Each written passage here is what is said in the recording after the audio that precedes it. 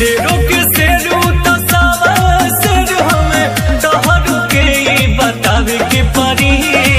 पवन सिंह के दबावे के खातिर अगला जन्म में आवे के परी।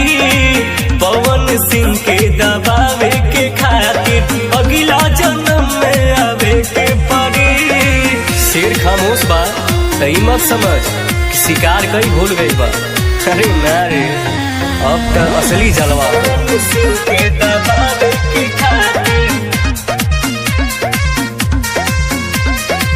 कौनो को न बता दो तू हमके बाजत होखे न गहना हो। देश के छोड़ी विदेश में भी चाले पवन सिंह के चलाना हो।